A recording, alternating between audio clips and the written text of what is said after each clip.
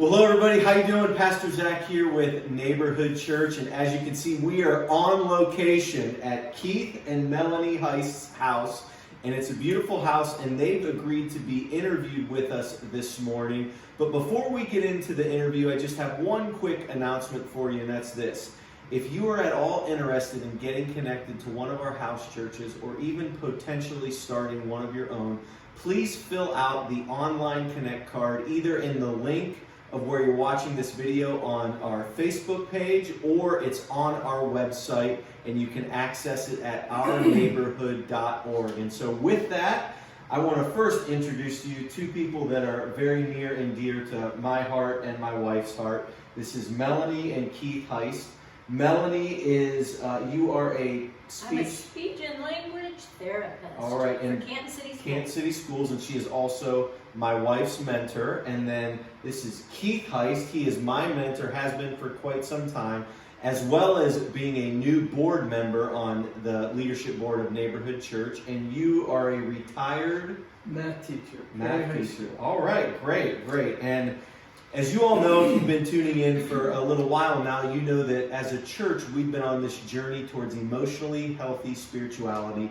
We've been going through the Pete Sgro curriculum, and this week we are in chapter 7, learning how to take what we've learned up until this point and how to apply it in the practical day-to-day of our lives. But before we get into some of that, which they will talk with us about it, I'm going to ask Melanie just to share a little bit of your story and kind of your journey towards emotional and spiritual health, becoming a mature Christian who follows Jesus. If you could just give us a couple high points just to kind of give us a window into what your journey has looked like. Yeah, so I thought about this, and I think the best way to just give a little snippet is to say, from the earliest age and who God made me to be, is a nurturer and more of an emotional feeler.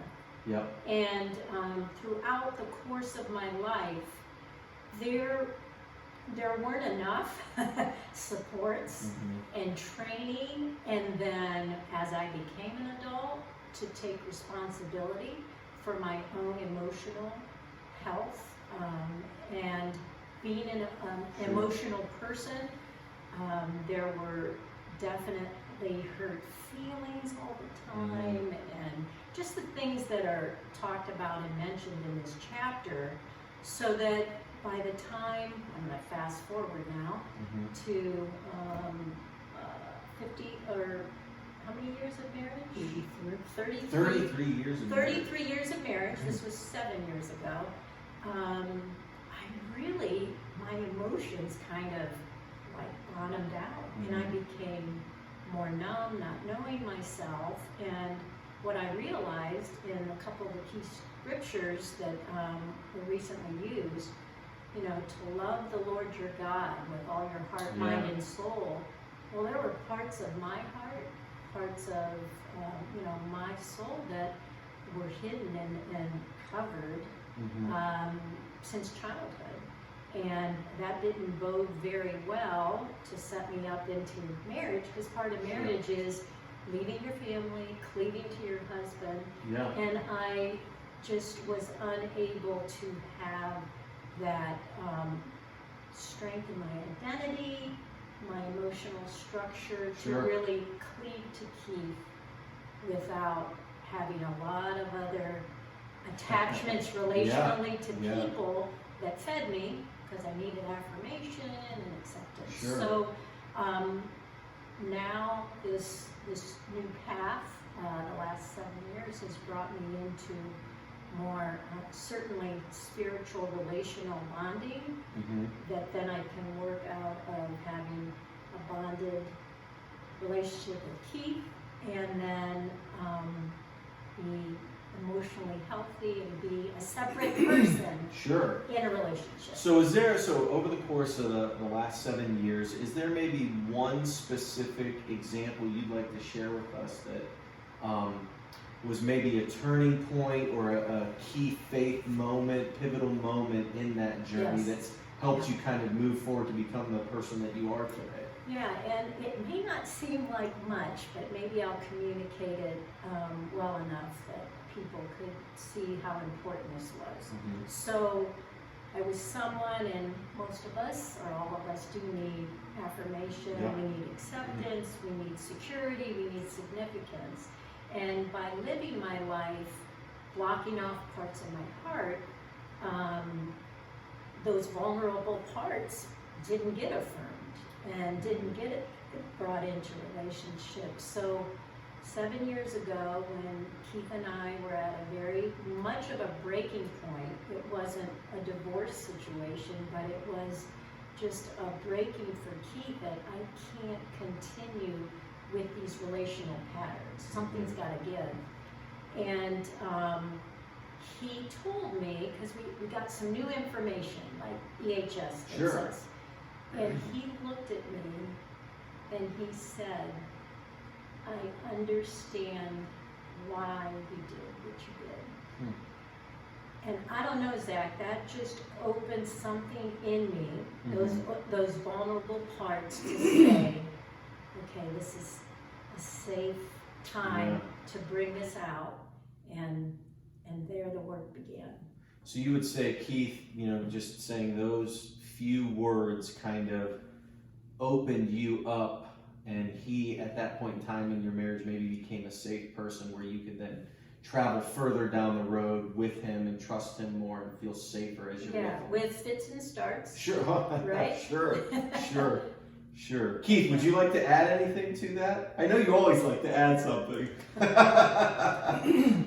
No, not really. Other than when I said those words, that was more God speaking through me. Because I remember when I said it, not totally understanding even what I was saying. I meant it. It was coming from me, but it was... So I'm going to ask you a question that's not on the list. What do you think it took you to get to that point to tell her those words and mean them? Well, I think as we practice listening prayer throughout the church body, I think more than anything is just to be in a place where we're receptive to him and his leading and his speaking. And sometimes instead of hearing what he's saying, he actually just speaks through you. Yeah. So that was something more that I think God needed her to hear and needed her to hear from me. So and he spoke it through you. That's great.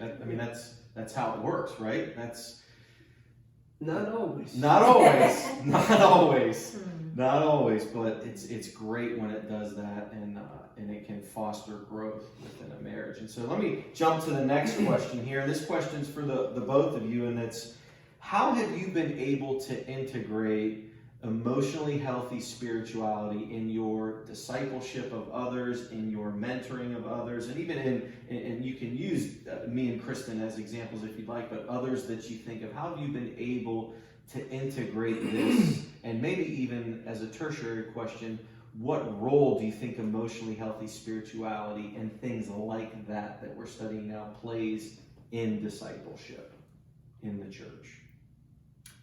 Okay. Go ahead. To that last point, the role that EHS plays in discipleship, mentorship, is that it really takes into account the total person, right? So when I'm mentoring someone, I am sharing from my total person, right?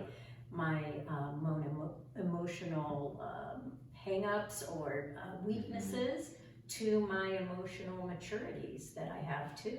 I'm a mix of that. I haven't arrived yet. And then, having that, inviting that other person as I'm giving an example of being that open and vulnerable and covering the spiritual side, the emotional side, the relational side of me, that it invites, there's a necessary invitation for that person then to trust and to open up. That's good. Right? That's good. creating a bond with that other person by sharing your true whole self. And a with them. place of safety. Absolutely, that's good. Keith. Yeah, so you want to be a safe person, so you have to become a safe person. Mm-hmm. And I think more than anything, that just means that you have to be willing to do those hard things yourself. Mm-hmm. Pete talks about the importance of a willing heart, and I would say, the first beatitude talks about a needy heart. So if you have a willing and needy heart, and you've been responsive to God yourself, you can help people along the way.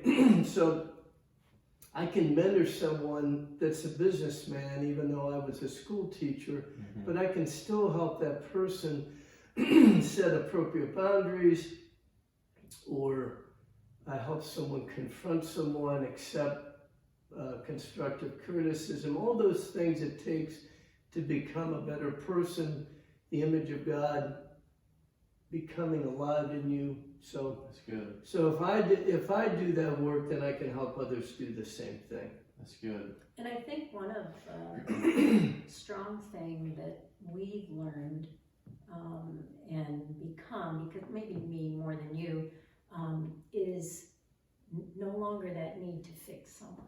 Mm-hmm. It's taking, I used to take over responsibility Sure. in helping someone. And the best thing I can do is, know where I end and they begin, and help them, lead them, whatever I can do to take responsibility and do their part. And the pressure's off me. I don't have to fix them. There's only one healer. Isn't that such a burden relief that you don't have to fix somebody? And quite honestly, if you're able to be your true selves, as I know you two are, you don't have to want their healing more than they want their healing, which is a recipe for pain and suffering on the person to being the mentor or the primary discipler in a relationship.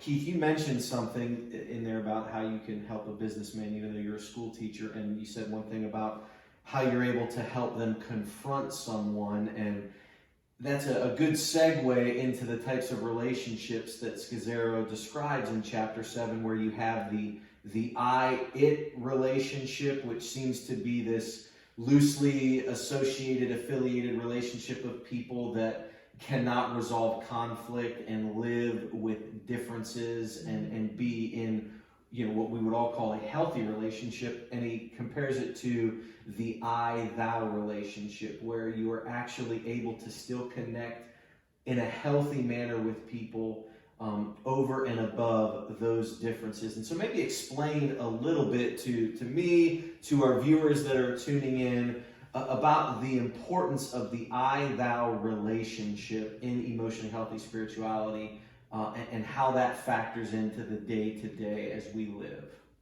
Okay, so I would say the I-thou to me would be, there's two things that come to mind. One is freedom. Paul said, for freedom we've been set free. Yeah. And also the term reciprocity, where you have a relationship in which you don't have a ledger sheet. It doesn't have to be 50-50 all the time. And how important that is, whether it's a marriage, friendship, even a professional relationship, in which you allow the other person to be the person God created them to be, not the one you're trying to get them to be. And you're integrating with them. And which means that, you're accepting their differences, acknowledging their differences. Right. Right. I want someone, I have a deep longing for someone to accept me for who I am, my gifts and my desires, and I then reciprocate by doing the same thing with you.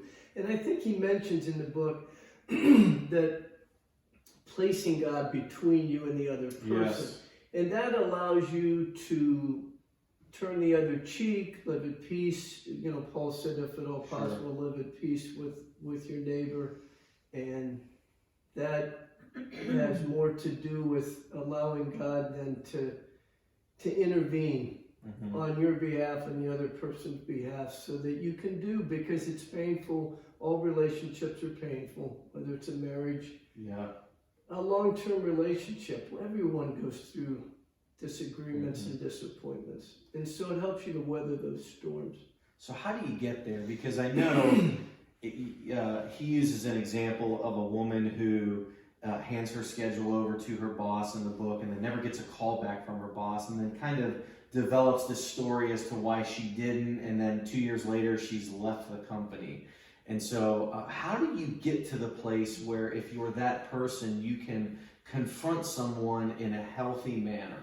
What do you think it takes to get there internally with you?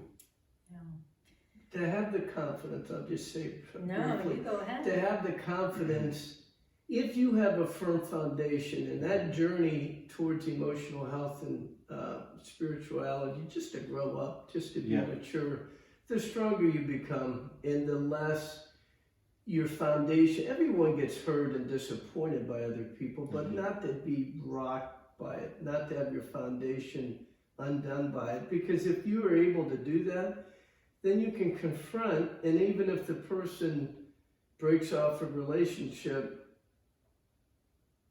you get fired or you have to fire someone else, you can weather that. It may hurt you, it may upset you, but it doesn't undo you. That's good. That's good. Melanie, you want to add something to that?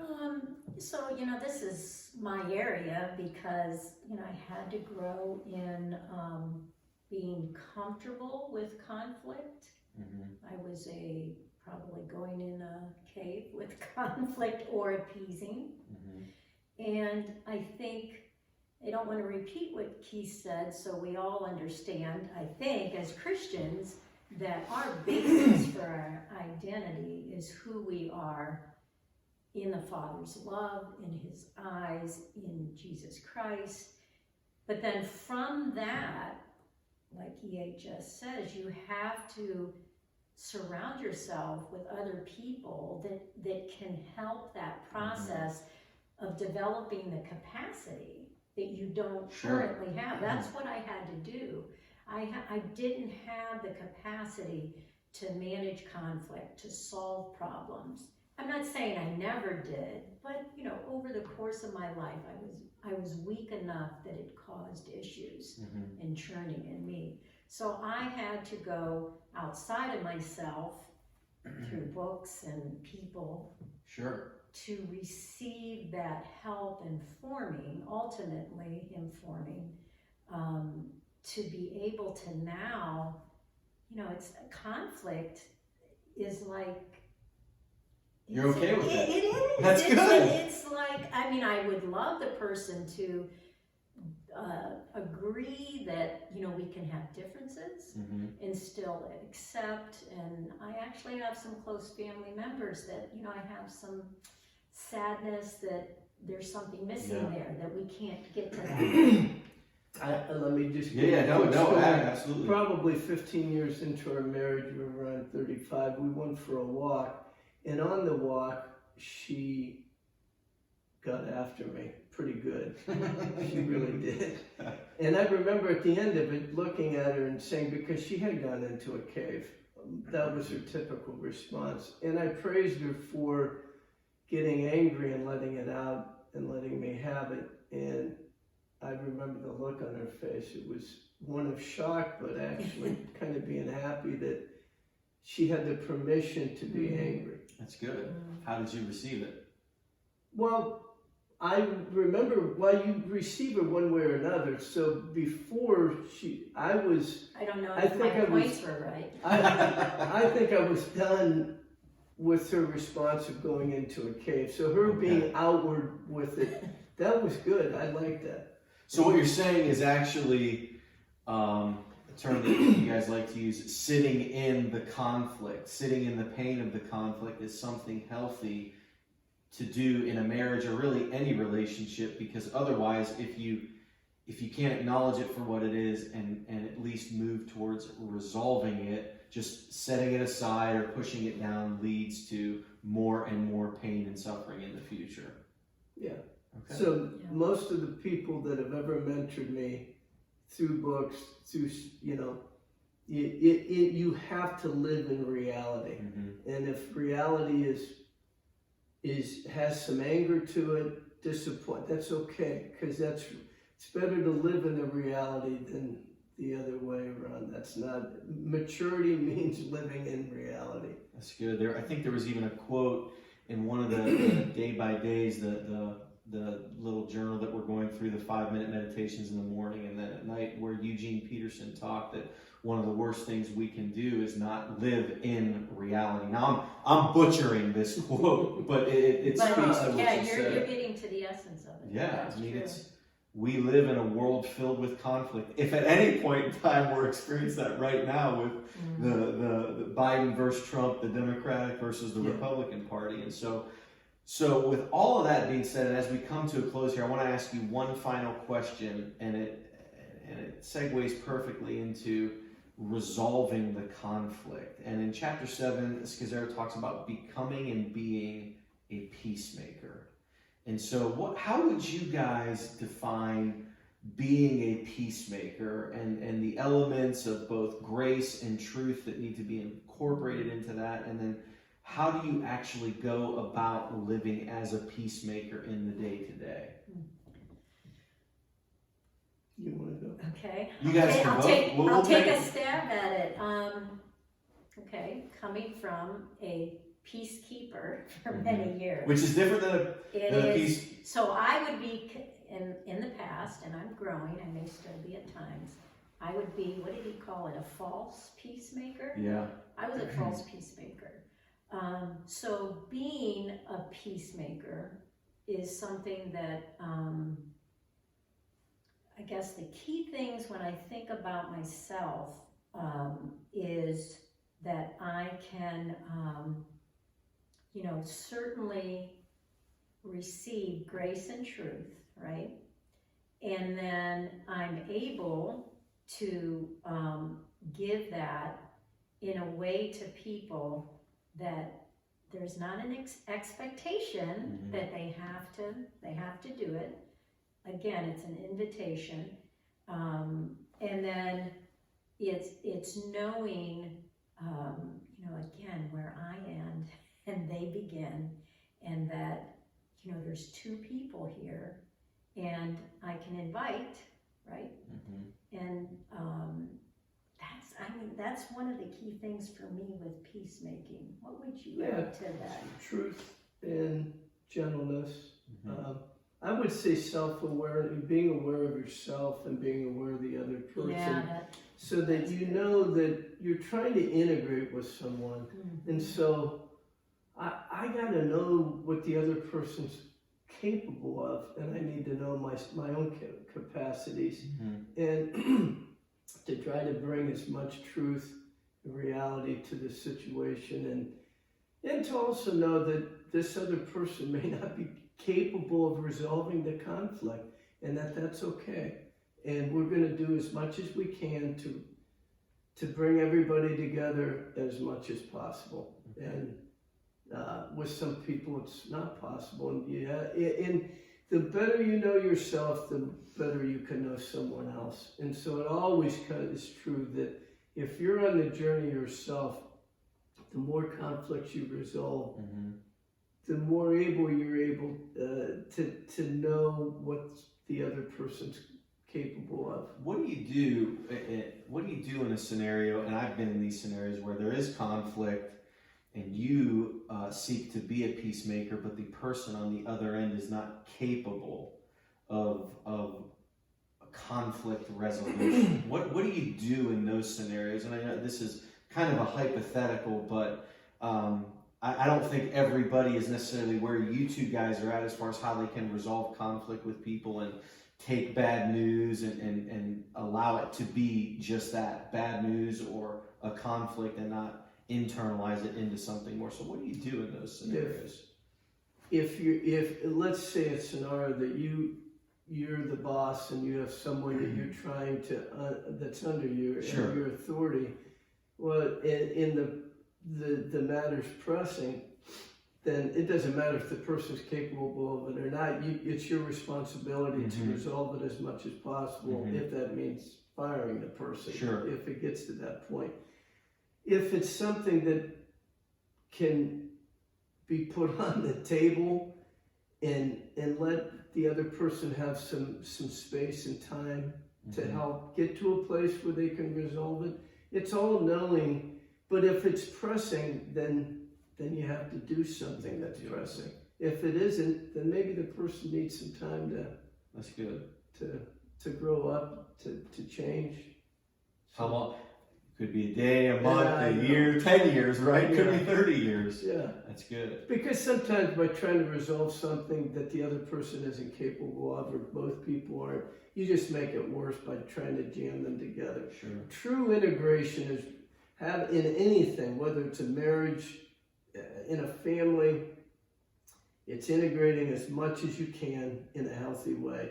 Anything more than that is more like an entanglement in an unhealthy relationship. And eventually it's going to come apart. So, you try to integrate as much as you can. That's good. That's good.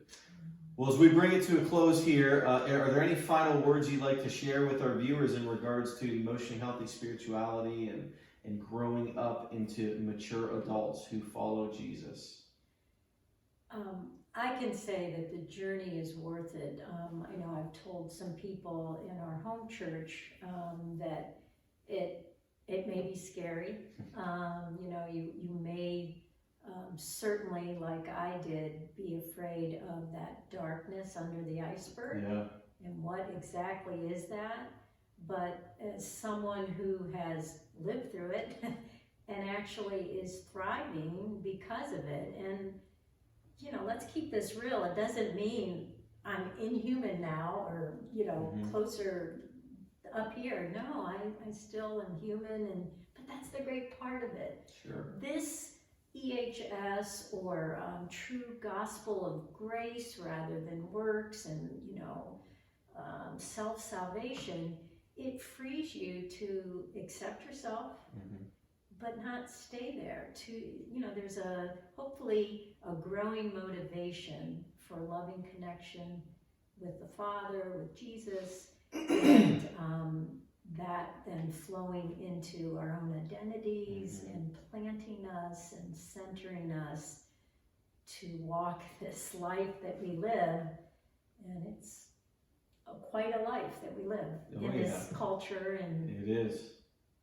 That's good. Those are good words, Keith. Yeah, that is a good word. I want to thank you for being on the journey with us. Yeah. Thanks for being a bringing model it to us. Well, I appreciate that. It's certainly fearful and painful and still painful, but I know it's made, you guys both have made a huge impact in me and Kristen's life in such a miraculous way. And I want to thank you guys for that. And for the viewers out there, just great information and learning that they've been able to provide, as well as the past kind of few episodes that we've had. And so if you have questions about anything that you've heard today, it's likely that we've covered a lot of it in the past, so you can go back and watch those previous Sunday sermon kind of interviews. And as always, I want to thank you guys for taking the time to do this, and may you all go in the grace and peace and mercy of Jesus Christ for the rest of your week. Thank you guys so much.